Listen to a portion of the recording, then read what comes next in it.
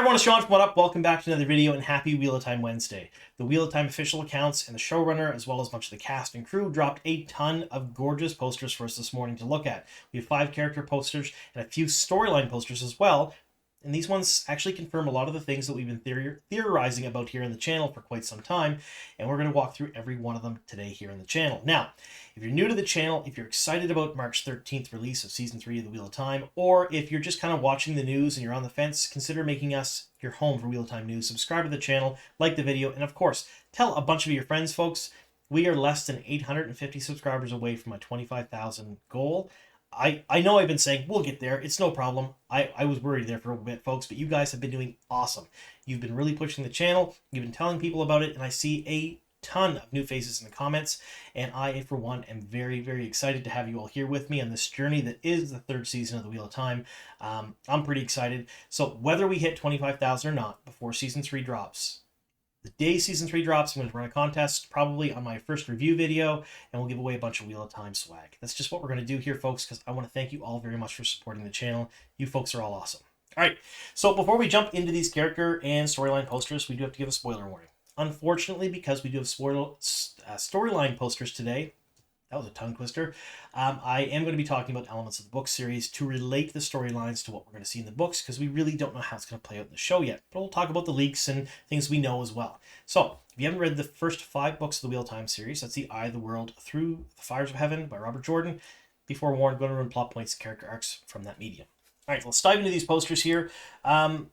These are gorgeous, folks. I've said a lot of bad things about the marketing for Season 1 and Season 2, and I tried to give them a little bit of leeway. Season 1, they had COVID to deal with. Season 2, they had the SAG-AFTRA strike and the writer's strike, so it was hard to push the show. But Season 3 marketing, I have nothing bad to say, folks. The marketing for this season has been absolutely stellar. They've been everywhere. You're seeing it in a bunch of print articles all over the place. There's a new SFX magazine article that came out today. I couldn't find one in print on the stands. I'm going to look again tonight. If I can get that, I'll showcase it here on the channel in the next day or two. You've seen it on the news, so it's been all over the place. A bunch of different news stations are running exclusive clips of the Wheel of Time. We'll see that in a video later this week as well for me. You're seeing a lot of drops from the production team, the cast, the crew, a lot of interaction with the fandom online. It's no longer just limited to interaction on X. You're seeing interaction on all social media platforms by a lot of the cast, which is, in my opinion, a very smart move. Either way, the marketing for this season has been just out of this world. Now, these character posters that we're seeing, there's 5 of them, most of them have the same effect of going into dust, and seems to be a common theme. We got the same thing last week where everything is falling apart, and then we had the 11-minute sort of first look at the first episode where the Black Ajah was fleeing the tower and just destroying everyone, and the posters that had this kind of fading away into dust before it came out the day before sort of aligned with that 11 minutes. And they're keeping up to that theme for most of these posters. Now, there's one that's a little bit different, and we'll talk about it when we get there. But the first one is of Yosha Stradowski. Now, these character posters are of the folks that are in the Waste. So this is the Waste storyline here.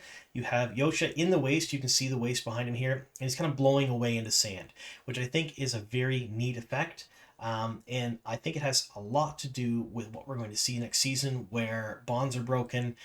He's proclaimed himself the Dragon Reborn, folks. Like, it's just the way it is. Nothing is holding together anymore. I, for one, am living for every moment of this and the symbolism in all of these posters. Next one we have here is Ayula Smart as Avienda. Absolutely gorgeous poster of her in the Waste. Whoever decided that we're going to do Waste pictures first for the character photos like this week, give them a raise, folks. These posters are absolutely gorgeous. They've come a long way from those muddy, hard to read, crappy posters from Season 1. These ones are really, really nice. They're clean. They are movie quality posters, at least in my opinion. I super love them. And when we get to the storyline posters, they look like something straight out of an ensemble superhero film. They're great.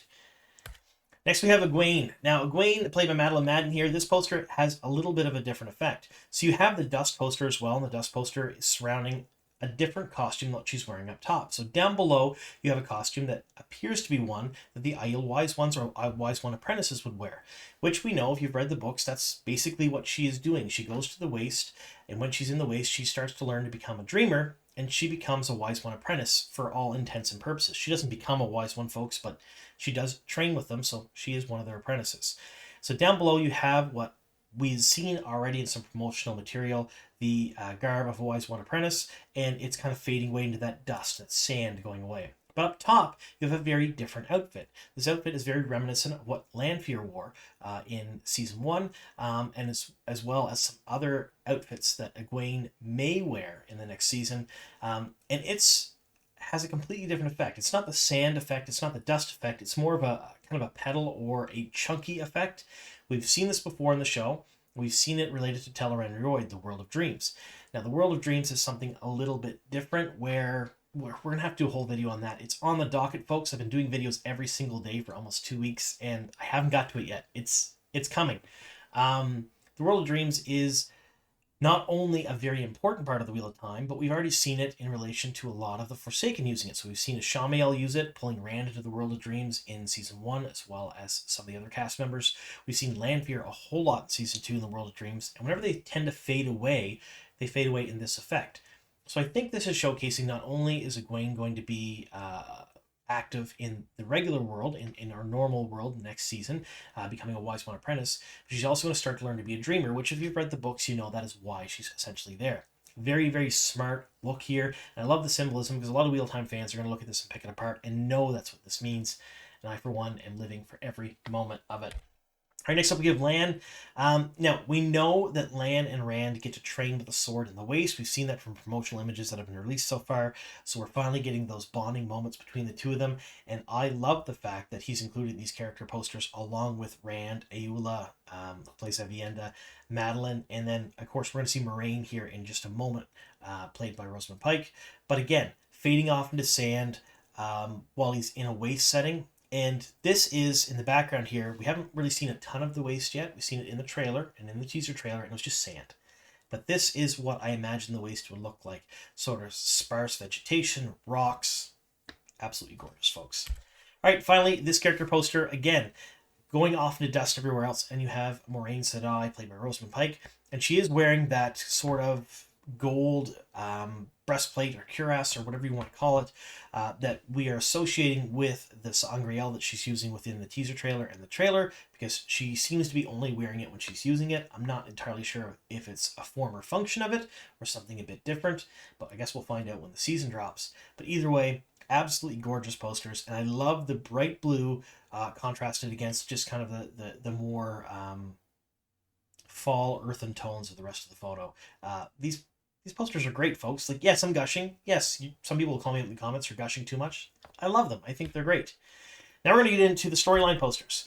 This one here features all 5 main characters, I guess you'd say. There's tons of other characters in each of these storylines, but this is the 5 main characters that we're going to see in the Waste storyline.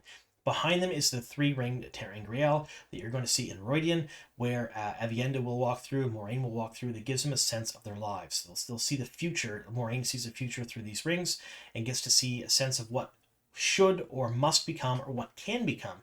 And it kind of sets the tone for the rest of her decisions in the season. And we know it does it for the book series as well. So here we have Yosha Stradowski as Rand, Madeline Madden as Egwene, Moraine Sedai, played by Rosamund Pike in the foreground, Daniel Henney playing Lan, and Ayula Smart on the far right there playing Avienda, the Maiden of the Spear.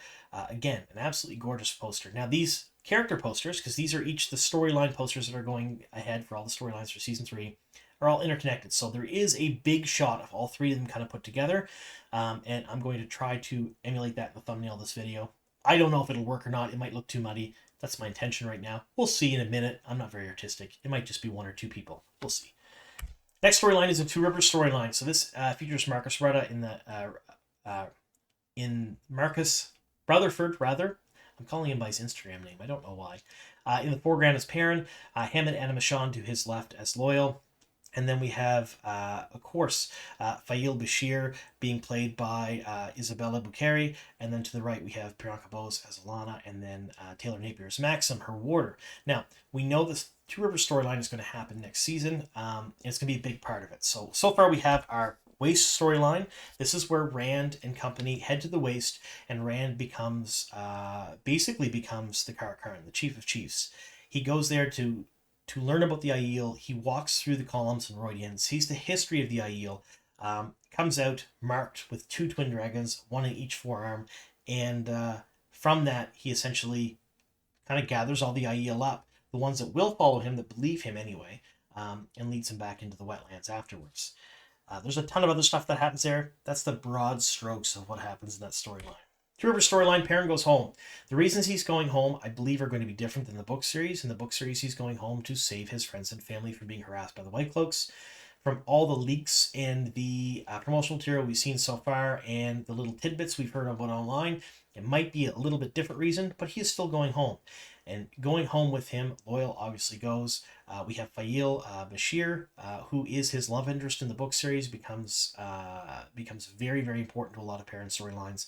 And we know that during the book series, Perrin meets Alana, two of her warders, one of them dies, and Varen Sedai and Varen's warder in the Two Rivers. Now, we have had no mention of Varen being in the Two Rivers, and Varen is not part of this character poster, so I have a sneaking suspicion that Alana will take the place of both of them within the Two Rivers. Perrin's going to go home, and while he's home, he fights off a Trolloc and Dark Friend threat to the Two Rivers, all while navigating the politics of dealing with the White Cloaks for killing Joffrey Bornhold. Now, in the book series, he doesn't kill him. He's blamed for it by Dane, his son. In the show, he actually did kill him. So I'm going to guess that's probably one of the reasons the White Cloaks chase him there, or are there in the first place in the show. Either way, an absolutely gorgeous photo, and I like seeing Maxim with the bow.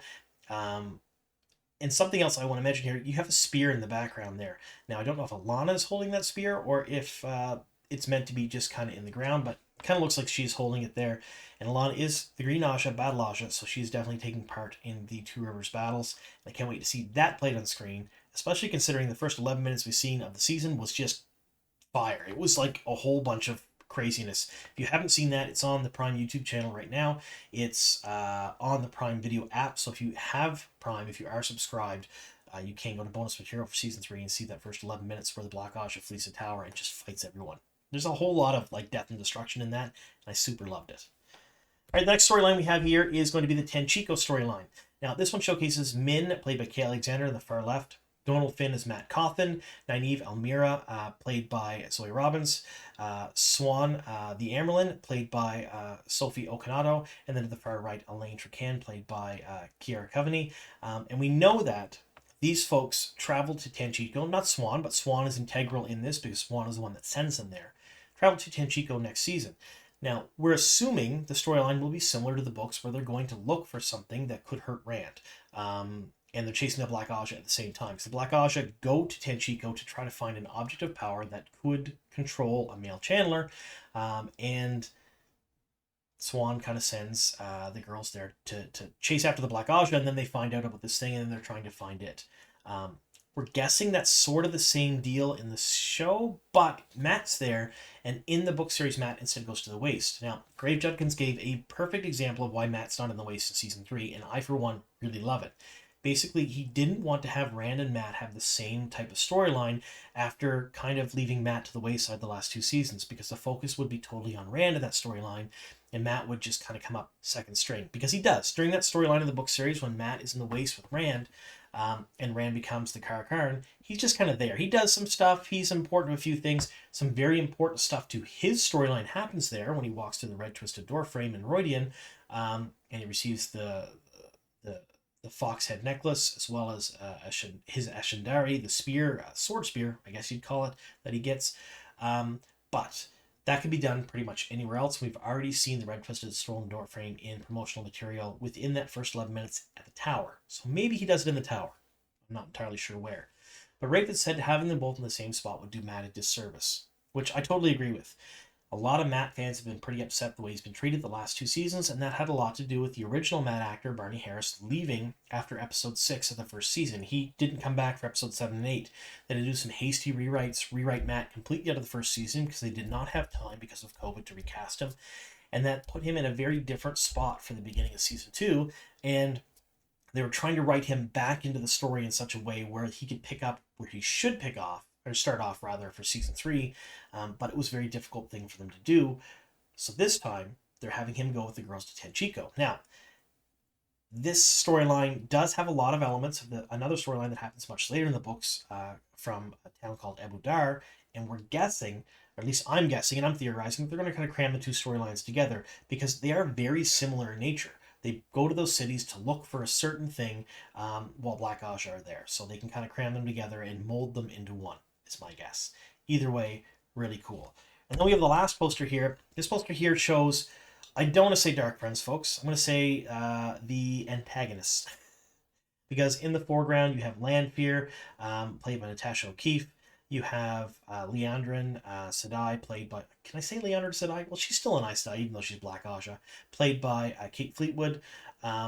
Those two are definitely sworn to the Dark One. Next to them, you have Moghedian. Moghedian is also a Forsaken, so you have two Forsaken in this photo. You have Lanfear and Moghedian. You have a Black Ajah, Lanfear. And then in the far right, in the back, you have Padan Fain. Now, there was always a question of what they're going to do with Padan Fain in the show, because he was pretty integral to season 1, and there was little Easter eggs where he was everywhere. Season 2, he really wasn't around a whole lot. He was there, but not as much as he was in season 1. I have no idea what they're going to do with him in season 3. But those 4 are Dark Friends, 100%. And then you have the unintentional bad guys. So you have Dane in the far back left-hand corner of this, played by Jay Duffy.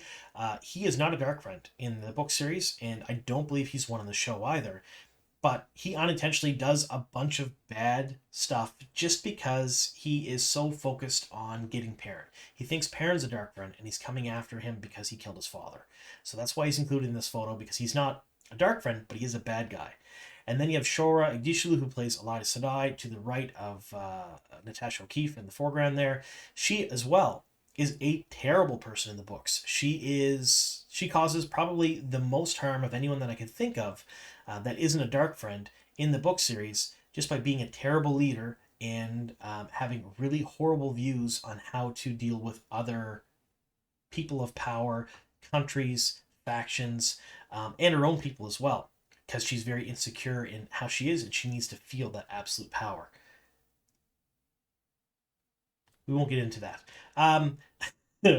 Anyway, she also is not a Dark Friend. She's just a terrible person in the book series. So this poster, while it appears to be all Dark Friends in the way it's set up, it's totally not. You have 2 Forsaken, 2 Dark Friends, and 2 others who are bad, but not bad in the sense that they follow the Dark One. They're just not great people. So either way, these are the storylines posters, and I, for one, am living for every single moment of these. In the background, you see the columns here. It appears to be almost like the ways. I know they're not in the ways because you can see in the foreground some of the foliage and bushes and whatnot, but those columns of stone are what you would see in the ways in the show. So I'm not sure exactly what they're going for here. Maybe they're kind of teasing that that's how the Trolls get to the 2 rivers, which happens in the book series. I don't know. Either way, let me know your thoughts on all of these posters down below in the comment section, and I, for one, live for them. All right, so let's get on to that casting. All right, so Zenobia Kloppers, who is a Namibian-born South African-based actress, has been acting since 2013, and she's recently posted on her social media that she's going to be playing an Aes Sedai, the Yellow Ajah, in the 3rd season of the show.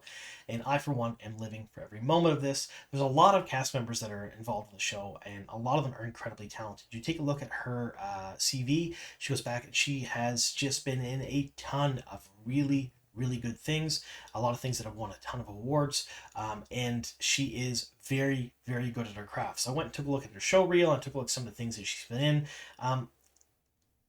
These actors and actresses that are joining the Wheel of Time, I don't know how Prime and the casting company are getting people of such great talent that are so good at their jobs together in one spot.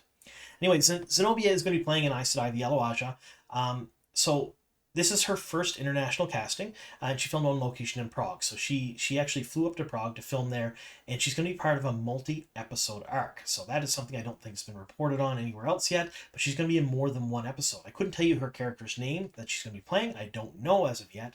However, we know it's an Aes Sedai, the Yellow Ajah. She's going to be in multiple episodes, and I can tell you this. She is a book fan. She does love The Wheel of Time. She has read the books, and this was one of her dream roles to get, because as a fan of the books, to play an Aes Sedai, can you imagine if I had a role in the show? Not as an Aes Sedai, obviously, but like just as like villager shoveling hay number 3. I think it would probably be the highlight of my life, other than maybe my marriage and the birth of my kids. But it would be a close 5th for sure. I couldn't imagine getting a role in a show like this. But Zenobia came out on social media on Instagram and said that she's a part of the show and she's very excited for everyone to see season 3. And I think we're going to see more and more of this. There's a ton of people that are involved in the show that will not get official casting announcements from Amazon or Sony, mainly because they don't have massive roles within the series. However, the cast members are very excited to be part of this, and for a lot of them, like Zenobia, as a Wheel of Time fan, this is a passion project. It's something they want to see do well, and something that they are very excited to be part of. So I'm really happy that she was able to say on Instagram that she was part of the show, and I for one can't wait to see which Aes Sedai she's going to play, because let's face it, like, there are 2,782 named characters from the Wheel of Time, and we can point to anyone in the show, and we know the names of most of them. So it's now a guessing game at this point which Yellow Ajah she's going to be playing, and I can't wait to see which one it is.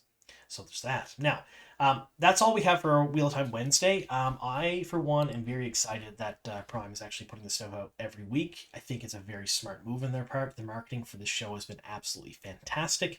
And they're going to keep doing it till March 13th. So every Wednesday, they're going to put out more stuff. So you're probably going to still see a video every single day from me, folks, because there's so much to talk about. Like, we're going to finish this video, and I'm probably going to roll right into making another one to release tomorrow.